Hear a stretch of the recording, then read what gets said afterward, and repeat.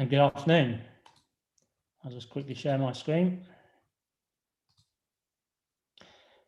Good afternoon. I'm Martin Lyons, an arable farmer in Cambridgeshire, growing combinable crops in a regenerative farming system. I put a title up, The Farmer's Perspective, Agricultural Finance and Asset Value.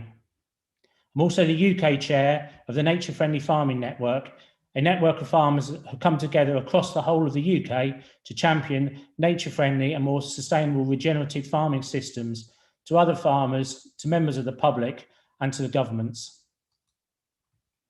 Farming has seen tremendous change in the last 80 years.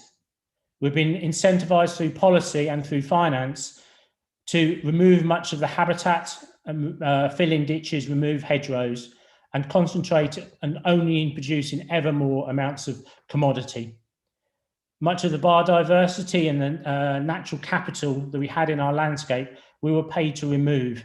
And we were given opportunities of taking finance out to expand farming operations and remove much of the natural asset from the landscape.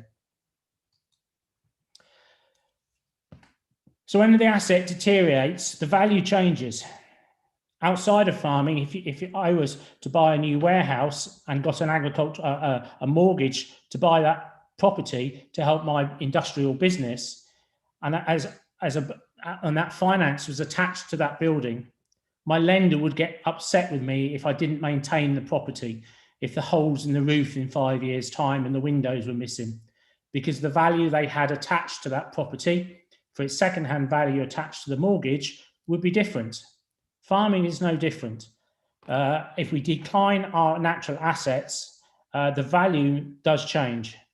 And as same as an industrial situation, we must have thinking about that value of our land. As a tenant, I took on some land 10 years ago. The landlord had explained to me this is really high quality ground, great yields, great quality soil. I paid a high or a good market price for the rent until I got in there and took some soil samples. So the image on the left is the nutritional level in that soil. And the image on the right is after we farmed it for 5 years. And the basics is blue's really good, red is really bad. The value of what I paid didn't reflect the output and the value of the production of that soil. And as a tenant, I was expected to clear up the mess or put back what somebody else had robbed from our soil. And actually, that's what we're having to do. So when we can take land on now, we need to know what the soil quality is so we can know what the production level is, what the soil organic level is. We see many tenants having to pay high rents. Landlords care little about what they take from the soil and what's underneath the feet. This is invisible nutrients that get robbed out of the soil for short-term gain, which means we have to bring in artificial products of phosphate, potash, and minerals to rebalance that.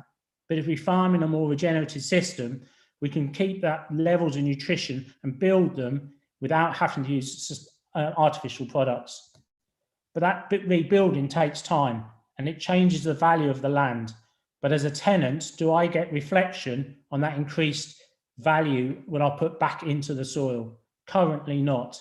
And it's really struggles as a tenant to get the landlords and the land agents to really see what a tenant can do and put that value back into the soil and how we can value that asset differently in the future. I'm also an owner-occupier, so I value it as myself in what we do at home. As we see many farmers busy cultivating their soil in a traditional fashion or in a mixing process with different cultivators.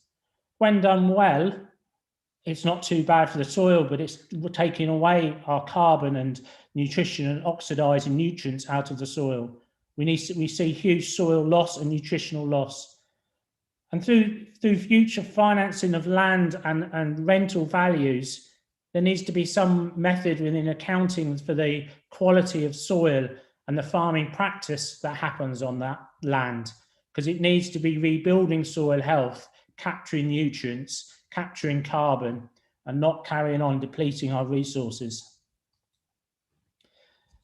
The damage farming is causing has long-term valuation problems. There's the image on the top left, overcultivated soil, losing its structure, losing its ability to hold the weight of machines. And our machines seem to be becoming ever increasingly bigger on many farms to move ever increasing amounts of soil, which loses more carbon, loses its soil structure. And as you see the picture in the middle, it soon causes runoff and pollution for others.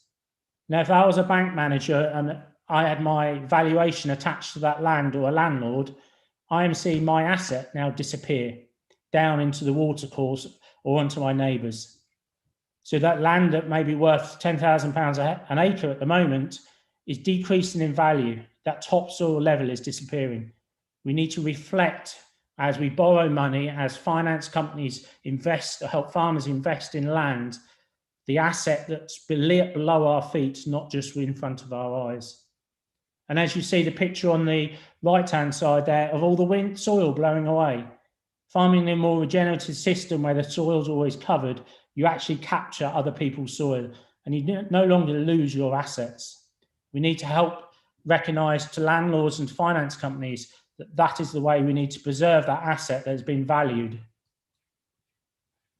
Moving along to how this is a picture of us planting our crops into that green material that's captured the carbon, building organic soil levels that help filtrate water better, so we can move away and actually the value of the soil below our feet has a far more valuable asset than it was in a cultivated system.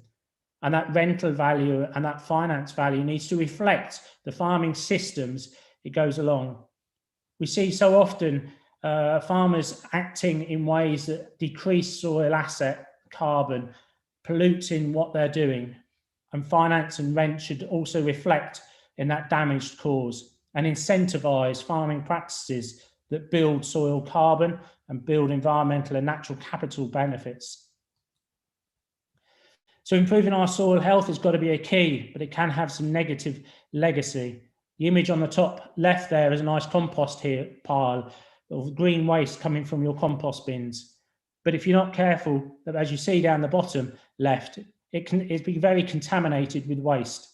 So while we might be concentrating and building organic levels in our soil, we could be contaminating our soils for a lifetime ahead of microplastics and other items. So we really need to be careful about what we put into our soil, and that should be attached to the value of the soil.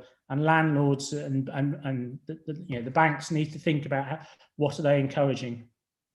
Adding trees into the landscape can change the valuation of the soil and the asset, and spreading manures and other organic materials can be a real benefit.